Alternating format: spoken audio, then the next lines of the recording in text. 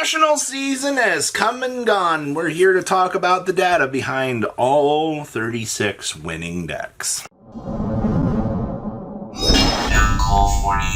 So make sure you guys smash the like and crap out of that subscribe button so you guys don't miss out on more awesome content. So I saw this info get posted earlier and I wanted to make a video on this because I find this very interesting. So this is going to be encompassing data of all of the first place wins for the national championships that have happened previously. Now, this isn't going to include YCSs, regionals, just strictly national first place onlys. So you got to remember, when you're looking at how this format has gone, it has been a particularly terribly tiring experience for all of us. So to see that at the pinnacle of the format up here was Snake Eyes. They did have a mistype. It should be 47% of your top cut denomination. So 17 of the 36 winning decks is nearly 50% of all of your top cuts, all of your first places out here has been handed to this deck. Now, you know, we look at Snake Eyes and how this deck has, you know, participated in this meta, and it's a challenge. But a lot of the problems all come to, you know, yes, Baron did get banned last list. You know, having Baron taken out of the equation did make the Snake Eyes matchup more tolerable. And that's one major thing that I got to point out to people out here is like, you know, banning Baron didn't really do anything. It made it so that that generic Omni Negate, and this also went for Borreload Savage too, I'm defending this 100%. Removing that part of the equation made the deck slightly more tolerable. That way, you know, you don't automatically just lose as hard. I feel like it was a good choice on Konami's behalf to make it so that you don't quite lose as hard. Now, this is where, you know, we come down to the equation of, because this win rate is so high, you know, now the biggest thing is Apollosa going to go on the next list, you know, and actually followed up with IP Masquerades, where the fears for, you know, these particular hits are coming into the equation here is because, you know, this deck is no, you know, innocent culprit. Obviously, you know, Wanted, you know, Snake Eyes, Ash Flamberge, Divine Temple, you know, The Witch, Bonfire, all of these key cards are all cards that people actively do want to see checked to hit this deck. But if we're going to take the approach once again to, you know, nail something along the side here, Apollosa might be the appropriate target for this. But it is with data like this backing it up that this deck was able to run through, you know, almost half of your championships out here. You've got to take some considerable step measures or countermeasures to the meta so that this, you know, actually gets a dial back. Now, the next closest deck out here to 17 is actually Tenpai with 5 victories. Now, I'm not surprised to see this.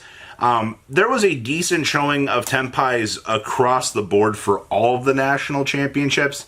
It's kind of one of those things that you got to keep in mind. The deck needs to have things go its way.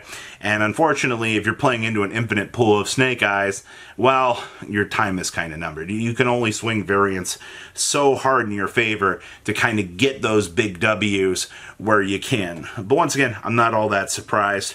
You know, this and Snake Eyes were projected to be the 2 decks that would duke it out in this format, and everything, you know, went as the way it should. Now, we had 2 Melodious first places. Now, I actually didn't realize that Melodious won 2 of these events out here. And actually, I'm not all that surprised about that either. Though, I actually read from a lot of people recently, they're like, where did Melodious go? Like, wasn't it supposed to be a good deck? No, Melodious, its chance to be in the meta was that of, you know, as long as your opponent doesn't have interruptions or really know what they're doing, you don't really, your end board isn't that crazy. It's like a whole bunch of, you know, bounce ability. If your opponent can out your board or like handle, you know, the little untargetable guy, they're pretty much going to win the game. So that was a huge one. We also had Plants. Now, Plants' whole huge success came out of actually this last week, and we almost had a 3-0 from Plants.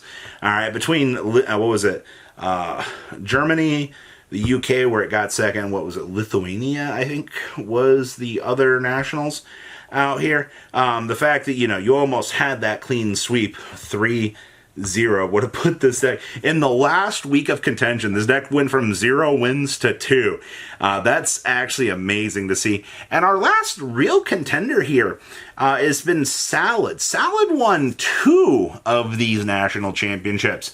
Now, I've mentioned Salad a little bit on this channel, and if you've been watching the top breakdowns out here, you'll notice that Salad has been a really interesting meta challenger.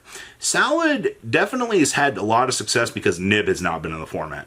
I'm actually attributing a lot of success to this deck not having any real, problems with the best end board, the token. So, to be honest with you, also, people just forgot how Salad works. Like, the fact that they can just continuously put these Link 4s on the field every single turn and recapitalize on all of this free advantage, yeah, deck is solid. We also had the one branded, and keep in mind that the difference between people complaining about the gimmick puppet lock and this would have been, if Plants had the 3-0, there would be 0 branded on this list. I want to point that out to you. For everybody complaining about branded, you almost had 0 wins on this list, which would put that deck into an absolutely terrible category. I do once again want to point that out to you.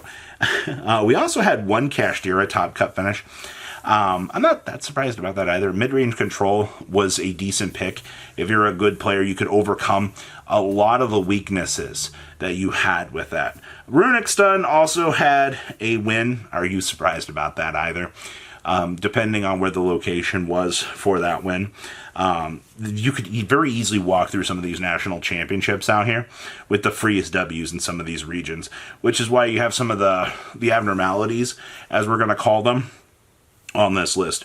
One of those being Scareclaw Adventure. I did not have that on my bingo sheet, but, Rogue has a very good chance at doing what it needs to do. Especially, with an adventure package. Also, Tri-Brigade Sprite. There has been a pretty decent resurgence as of late. I think actually in the last week and a half, 2 weeks, of Sprite in general. And I think this kind of comes with, I guess, with maybe more people want to try this out with the reprints, or just kind of want to test out the negates that this deck has going for it. But I find this particularly interesting. I don't know. The Tri-Brigade variant, you've had the Evil Twin variant too, that have both been seeing a little bit more play. I think I'd probably go with the Evil Twin variant personally, though.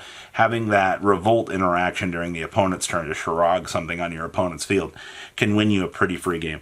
Then we had Virtual World, which was virtually hilarious that it actually ended up having a showing. This had the one win, and I believe there was a top 16 at an event that we had the chance to talk about out here. Once again, you can thank Skill Drain for this deck's actual grand showing out here. A lot of people definitely got cooked by Skill Drain, especially when Virtual World just goes, oops, I'll still combo, and you won't be able to do anything about it.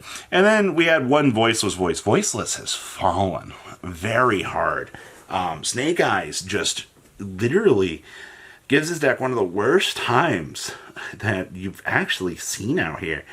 And as much as I, want Voiceless to do better, you're kind of beating down the end of the pool out here. And it's only going to get worse, as Fiendsmith enters into the arena with the next set. So overall, for your completion of the Nationals season, there's a lot of interesting things to take away from this. Yes, Snake Eyes is a pain in the butt.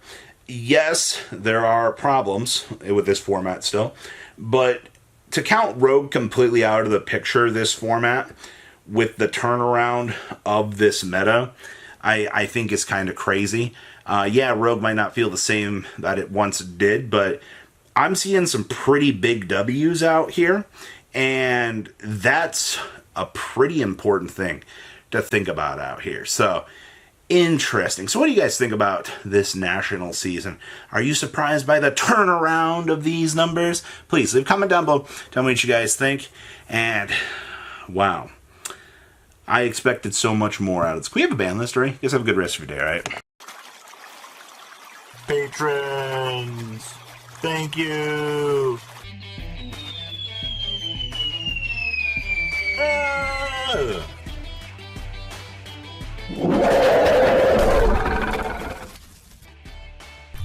Thank you so much for watching. Check out these other videos.